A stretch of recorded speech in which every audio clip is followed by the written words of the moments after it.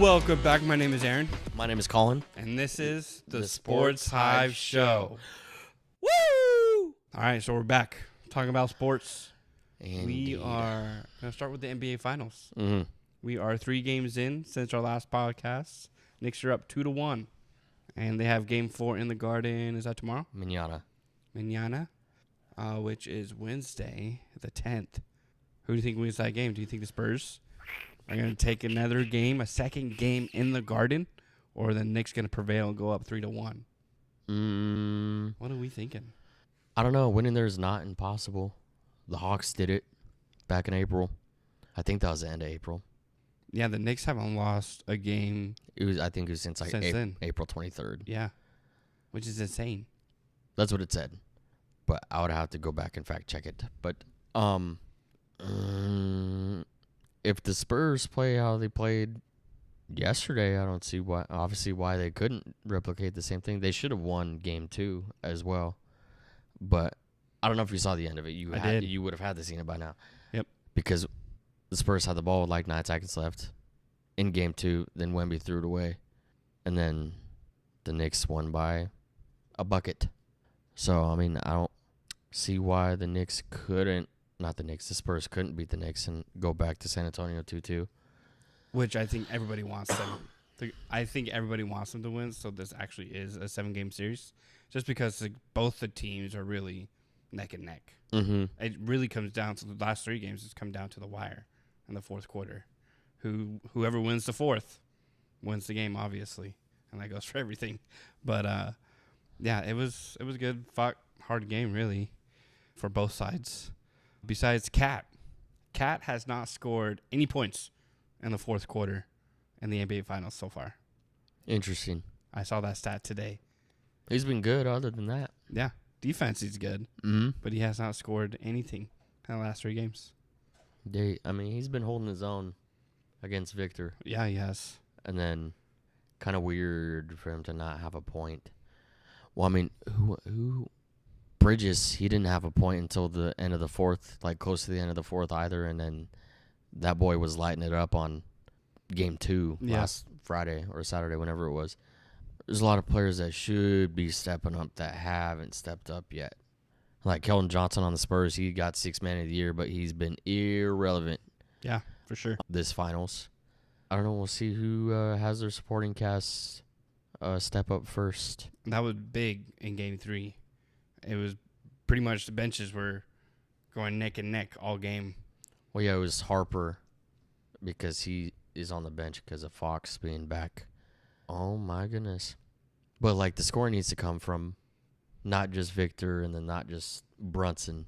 Cat needs to, like, show up in the fourth. And then, like, the people that won the awards for their respective role need to also show up. How do you say that name? Anunoby? That one. Sorry, I was stuttering here. My brain's collapsing. He's showing up. Well, yeah, he was the third option in Toronto when they won the finals with Siakam and Kawhi there. Yeah. Well, even Lowry was there too, and he's the third option again. He's been pretty good since. He just got the short end of the stick in Toronto because of Siakam. Yep. Now Siakam's not even there. So, Anunoby, he's a pretty good player and fits their system pretty good too. For sure. So what did you think about President Trump showing up and them locking Madison Square Garden down with the Secret Service doing the security and everything? People was that actually like legit though? Yeah. Like the Secret Service was the security? I believe they were, yeah. That's what people were saying. Or it was just as tight as like a Secret Service Maybe security. Probably both. Yeah. Yeah, he was the first standing president to see an NBA Finals game, which I thought that was probably the craziest part. For real? Because, yeah, I mean, like, no other, like, acting president has been to a Finals game. There's been, like, past, I think, Bush has been there. I think Obama's been there, but not while they were in office. So, yeah, pretty cool. But and then the Spurs fans after the game yesterday at the Garden. Did you see the one video of the guy in a Tim Duncan Spurs jersey just booking it? Well, yeah, I saw him get, like, he was kind of protected by some Knicks fans, and then while his face was all bloody, and they told him to take the jersey off. He took the jersey off, and then he left, with good people around him. And then I saw that video, and then I scrolled up, and then I saw the before video. I was like, wow, it's perfect. And he was holding his own, and he got beat up by like 8 dudes, but and another guy got curb stomped after the game and actually was hospitalized. Like that's crazy. I know it's not all Knick fans, but like win or lose, like is New York just gonna be that violent, and their fans just gonna be that violent? It'll be a calmer, violent if the Knicks were to win the whole thing. If they lose, then it's going to be rough. As long as if the Spurs win in San Antonio, I think it'll be fine. If that game, because it would have to be a game 6. So if the Spurs were to win the next 3 in a row, that would be the only way that the finals could end in New York with the Spurs winning. So that would be worst case scenario. Right. So you have game 4 in the Garden, Spurs could tie it up 2-2, and it does it go back to San Antonio, then New York, and then back to San Antonio. Okay. Yeah. So they kind of want this to end. So in the next 3 or in 7. The Spurs would have to win in 7 for it to be for the sake of the fans. Right. And the safest outcome would be the Spurs win in 7 in San Antonio as opposed to win in 6 in New York. Or the Knicks just also win in San Antonio or they win in New York. Game 5 or Game 6. So do you think those Spurs fans knew what was going to happen if they were wearing their jerseys after the Spurs win? Probably. And you're in New York. You think they were kind of egging them on a little bit? Not really. I would feel scared. I would be taking my jersey off real quick when I hit the streets of New York after the Knicks lose Game 3 of the NBA Finals. And the first game in the Garden for a Finals in forever. Well, yes, since 19. Right. Majority of the fan bases would have to know. Obviously, there is that off chance that wearing the rival team's jersey in that city, something could happen. But I don't know if any fan would expect to end up in the hospital after a game. Right, because it's literally just a game. Mm-hmm. Literally just a game, win or lose. Yes, I know people are passionate, but that doesn't mean go harm somebody, you know?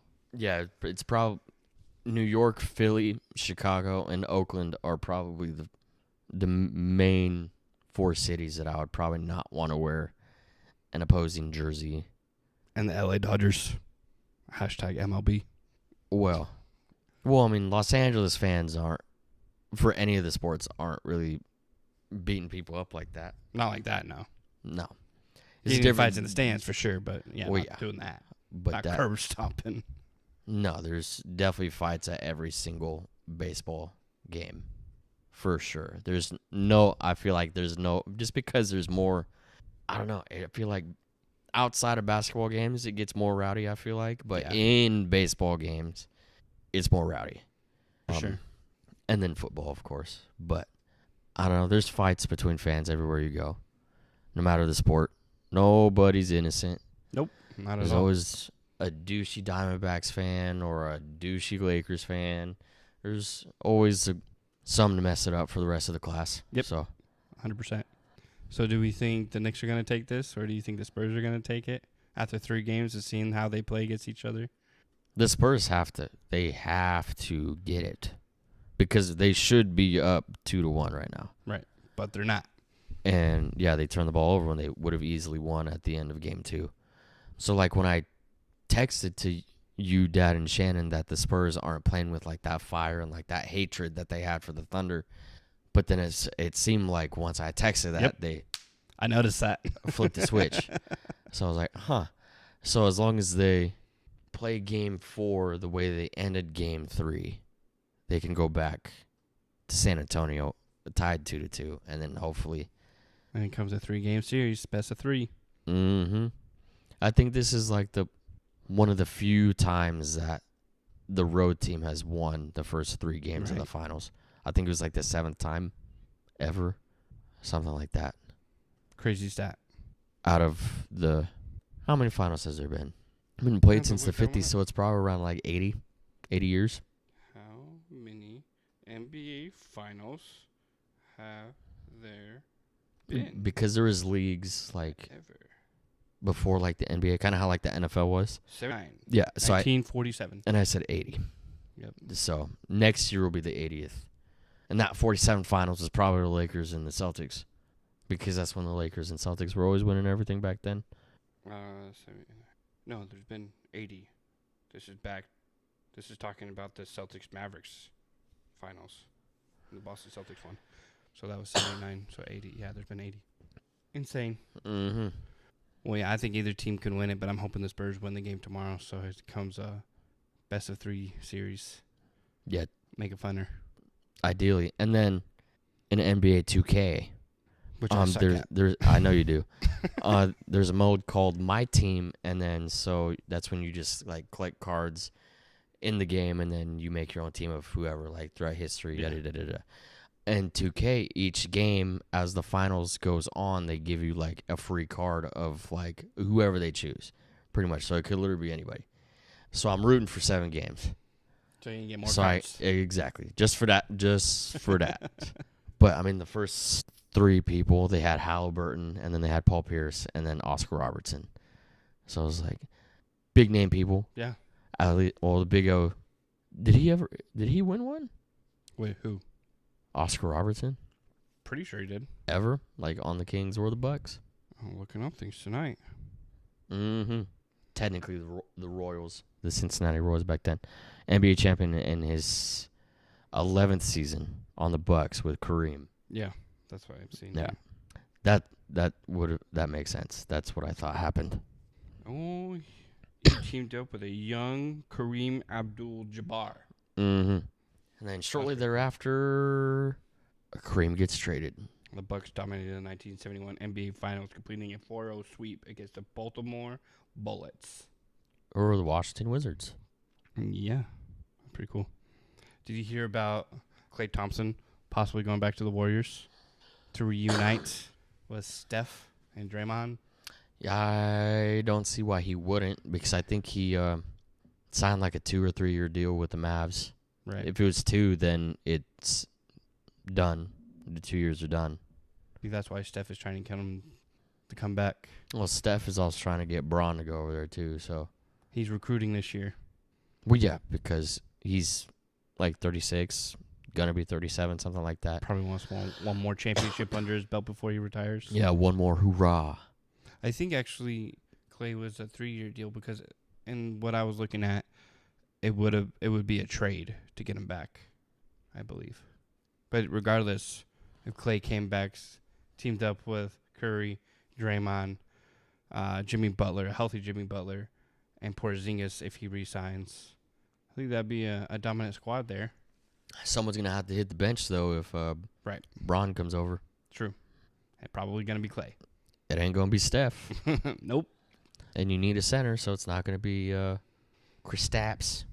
So either Draymond or Klay is hitting the bench. Or Jimmy. That'd be crazy if LeBron went to the Warriors. It'd be cool. It would be. But, I mean, I don't know. We'll see.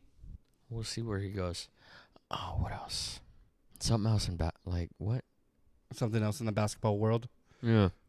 That's all I had. I thought the Klay Thompson thing was pretty intriguing. Because I think that would be really sweet.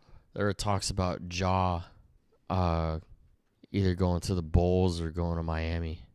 And then there's always trade speculation with Giannis on where he goes, so we'll have to see.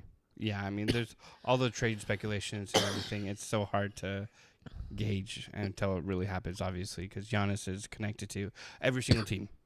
Ja is also connected to a lot of teams, including the Suns, which I don't think that would be a good fit. But maybe it could be. Who knows? But I know Devin Booker doesn't want to play point, so they need a point guard. You trade Booker for Ja, though. No. You get younger. I'd rather keep Booker than Ja, in my opinion, but that's just me. Well, yeah, I mean, like, off the court, he's a lot more level-headed and more adult than Ja is. But then in on the court, I mean, would you rather have Booker? Yes. Ask me that question again, and I'll say yes. But that's just me. But I don't know who we would give up in a trade scenario. I mean, we would have to give up. You only got 3 good people. Right. That's what I'm saying. I don't know who we give up because we don't have a lot to trade to get somebody big named. Well, you're not going to trade Jalen or Brooks. And I don't want them to. Unless you were to get like a superstar caliber player. You would have to add like those two and like a first round pick. And then probably one of your 800 centers that you guys have. And then that be that. Whether it's for Jimmy Butler from the Warriors or Giannis or Ja. Is Giannis a free agent? I can't remember. Is he a free agent? No. Or okay. Next year so he is, you I would think. have to trade for him. Do you think he'll be traded, or do you think he's going to test free agency? If the Bucks are smart, I mean, you're not going to win anything with him anymore. Right. I would trade him so you can get something for him. Like trade this offseason, not at the trade deadline type of deal. Yeah. Because you'll get less at the trade deadline, in my opinion. Correct. Yeah, if you trade during the year, that's when you're going to get the most stuff. But, I mean, I feel like this is how I used to feel. I felt like that Giannis and Myles Garrett were very similar, very dominant players on, like, Crappy historically teams. shitty teams. Yeah, except for the year that the Bucks won the championship. Which they shouldn't have anyways. Then that the team Suns just were up imploded 2-0. anyway. The Suns defeated us. Yeah, both teams just blew up the squads anyway after Right. making the finals Right. and never to return since. But Miles kept on saying that he was tired of losing, wanted to win, but always chose the money. Giannis is doing the same thing. Miles just got traded to L.A. Trade Giannis to L.A. too. How about that? Not the Clippers, though. The LA Clippers. That would be funny. But makes sense. Being an LA team. But I don't know if he said he wanted to play for a big market team. So then that would leave out the Celtics, the Knicks, the Heat, Lakers. You say the Sixers are a big market team. Leave out a lot. It's just bigger cities, yeah. If he's after the money. If he's after championships. Just depends on what you're after, I guess. Well, that doesn't really leave out Golden State. Doesn't leave out the Suns. Doesn't leave out, like, the Blazers. You know what I mean? Like, Yeah. Just Those teams are like this close or one piece away from actually, like, going to the Western Conference Finals or the Eastern Conference Finals, you know? That one piece away. Honestly, for the Suns, if it wasn't for Dylan Brooks, the Suns would have never made the final, or not the finals, playoffs. They would have never made the play-in. right, because Booker was not consistent. Nope. Neither was Jalen. Nope, because he was hurt. Jalen, 85% of the season. Jalen, the game that we went to, he scored like 5 points. Yep. And then like a few games later, he scored like 40 or whatever it was. Yeah, that was just him coming back was when we went. But if it wasn't for Brooks and his aura that he brought, that changed the culture around for the Suns, we would have won like 14 games, in my opinion. But yeah. But do you think, switching over to the NFL, do you think Aaron is actually going to come back out of retirement? Adam Schefter said it's more likely to happen than not. Saw that. So I was wondering if you saw the same thing. yeah, I saw it sitting at a table over there about an hour ago because I just haven't looked. Saw it this morning. What are your first impressions of that? Because I know we talked about it last podcast, that the inkling of him coming back would be crazy. Mm-hmm. But now since Adam Schefter says something that's more likely he does than not. But is that just Adam talking about like what he's just seen, what everybody's been seeing, or is that him having like an inside source to an inside source? Yeah, I don't think Adam Schefter says things willy-nilly like most sports people do. When he says stuff, I listen. Well, yeah. Like, I actually take that to, like, heart. I'm like, okay, well, now Aaron's actually now thinking of really coming back and more likely to happen than it's not to happen. So I think he has really good sources out there. Yeah, I mean, Aaron is 35 now. Got a lot left in the tank. But then he was saying that he always told himself that he wanted to play 8 years of football, I guess. Yeah. And then it just so happened that they won the Super Bowl in his 8th year. But then, Didn't he? yeah. So we'll see. He said something else, too. He said that, like, something about either not having the drive to play football, but he feels like that there's something missing. I don't know. Something along those lines that, like, he left it open for him to come back, and, like, he didn't completely, like, shut it down. And I think that was even before Miles got traded. No, it's just like, holy crap, now I won't be double teamed all the time. Yeah. And then I don't know who's talking about it. Like current players. We're trying to think of like if Donald were to come back, if there's an offensive line good enough to like Nope. Stop those two at all together. There's not. Yeah, I can't think of one. Nope. Maybe historically we put together historically good offensive linemen. Yeah. Then you could stop them. On Madden, yes. Yes.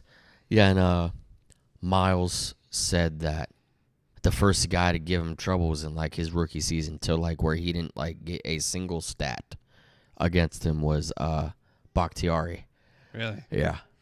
And so I don't know what game that would have been. Obviously a Browns and Packers game. And like a long time ago.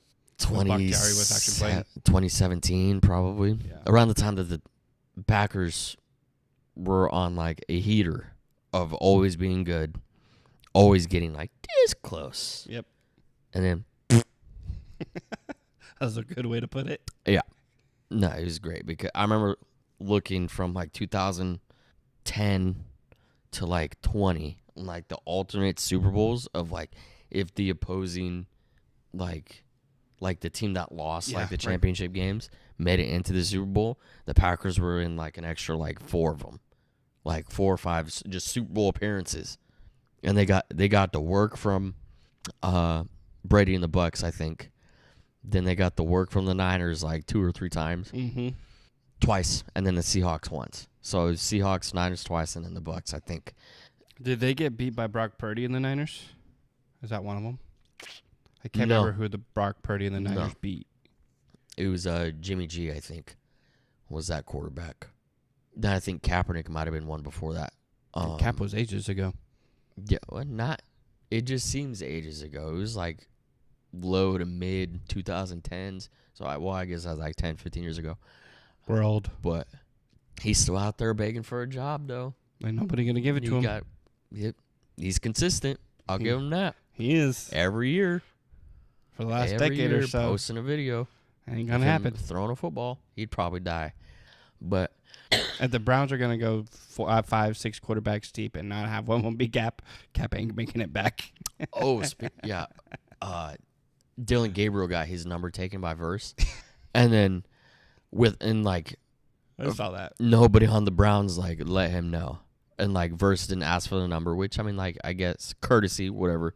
But Dylan was butthurt about it, I guess, for a little bit. But like it's a second-year quarterback versus a already like established linebacker, like good superstar linebacker who's only gonna get better, and you're the 3rd or 4th option at quarterback of the Cleveland Browns. He has no say. He has no power. He wanted Verse to pay for the number. Yeah, either pay for it or like ask him about it or ask to take it. And Verse just showed up at a number 8. I thought that was hilarious. Yeah, as one should, or as I would too. And then now there was another picture of Dylan, I think I saw today or yesterday, of him wearing the number 63. I was like, oh, that's kind of gross. Because he had no idea what number he's going to pick. Probably. Now, of course, I was just OTAs and stuff, so it wasn't anything final on what number he's going to wear. But it doesn't really matter because either... Verse is going to have that number. Verse will he already has it. But I was going to say Watson or Shedeur is going to start in front of Gabriel anyway. Right. So, and then they have a 4th guy. Who's the other one? Either way, Dylan, obviously there's a chance that Dylan could be cut from the Browns. Either cut or traded just once the season starts. He should be traded. I still think he has ability to be a quarterback. He was not very good in his starts with the Browns, obviously. He had an accuracy problem, in my opinion. But I think he could at least be a backup somewhere else. But like where? A decent, right? I don't know. Like, is he going to go to another team that already has, like, or the Browns and the Cardinals are in the same situation to where they have, like, a lot of quarterbacks, but, like, not one definitive one yet. Correct. So then for him to go to another situation just like the Cardinals, it doesn't really make any sense. Or for him to go to, like, the Saints with, like, Rattler and Shaw wouldn't really make any sense. I mean, like, if you want to fight for a starting job, yeah. But or if you're going to go to a team like the Steelers, once AR is gone, that's kind of wide open to whoever is on the roster currently. Right. And if you were to trade for another quarterback, you could throw him to the Vikings. Have it be the third string over there to McCarthy and Murray. See who starts. I don't even know who the third string is right now. I don't either. That's why I say ship him out. It don't really matter to me. Nope. The Vikings ain't going to win nothing again, and I'm A-okay with it. And speaking of the Cardinals, Jacoby showed up to mandatory minicamp. Yeah, and somebody else was holding out too. Well, Sweat. Sweat was holding out too, and he showed up. He's not getting traded. Cardinals already said and came down saying that Josh is going to get traded this year. Oh, because the owners and GMs have never said that the players are never going to get traded and trade them. They'll probably trade him by the trade deadline, but nothing right now. Like the president of the Browns said that they weren't going to trade Miles, and then the next day they traded Miles, and then like Jerry Jones said they weren't going to trade Micah. They traded Micah. So I mean, Roseman said they weren't going to trade AJ Brown. Right. I think those people are those owners and GMs mentioned that just because the right trade hasn't come to the table that they want. So if the right trade comes to the Cardinals table for Josh Sweat, then yes, they'll probably trade for him. If you're going to get either a player of his caliber or whatever player you're losing or a high enough pick to replace said player, then do it. Because we don't have a lot of like decent defensive players right now, and if we lose Josh Sweat, we're leaving a hole in our defense right now. Because unless, like you said, we trade player for player for the same position. Yeah, which isn't too common. Right, exactly. Nowadays, except for Verse and Garrett, but even then that's a linebacker and then defensive end. Right. Or tackle. Did you hear how much Jacoby wants per year? Probably like $30 million. 40. Attaboy. The boy is looking for $40 million per year. Well, he might as well go for it. He's already got the rings. He just needs the money. And right now, guess how much he's getting paid for next season? It like around like $4 million maybe. 4.9. Yeah. 4.9 million. So I get the reason for the raise, but he's not getting 40. The Cardinals are not going to sign him 40. Not a chance. Well, yeah, I mean, that's too much of a gap. Jacoby is really the only reason as to why McBride started doing good, Wilson started doing good, because like when Murray was in there for those couple games, those two weren't doing nothing. Nope. Nobody was doing nothing. Right. Except for the defense, because they were the only people on the field. And that's the reason why we won our first two games. We went 2-0 because of our defense. Mm-hmm.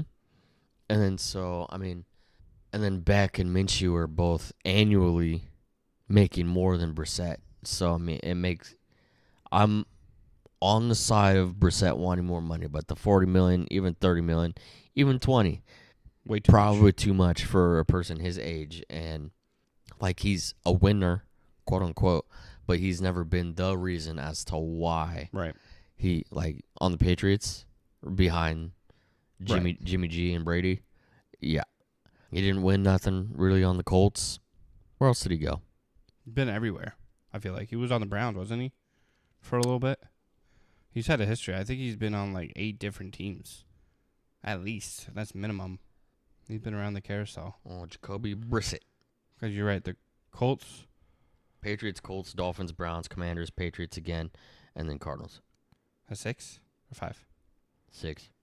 6 in 11 years. 2 stints with the Pats, though. Yeah, but I think they ended up cutting him, or is a singular season, because it shows the Patriots, the Colts, the Dolphins, the Browns, the Commanders, and the Cardinals all lit up in blue. And then the Patriots' second time is just blacked out. So I don't know what that is. And usually it says with off-season or like practice squad. Yeah. Something like that. But yeah, even then, his really only other shot to where he's been a starter for like a long amount of time was on the Colts from 17 to 20 after Luck left. He wasn't doing much winning on the Dolphins in 21 or the Browns in 22 or the Commanders in 23. So, I mean, I don't think, like you said, $40 million, he's not going to get it. I don't think he's worth a $40 million per year quarterback. I would have to check and see what all the other starters around the league are making and like what they've done. Yeah, most of them aren't making $40 million a year, I can tell you that much. And winning one game. No, really the only quarterbacks that would even deserve $40 million a year would be anybody that's won an MVP or a Super Bowl. Or a Super Bowl. Right. So like Mahomes, Lamar, Allen. Well, Burrow's never won any of those, but I'll probably give it to Burrow. Or you have Kirk Cousins' agent.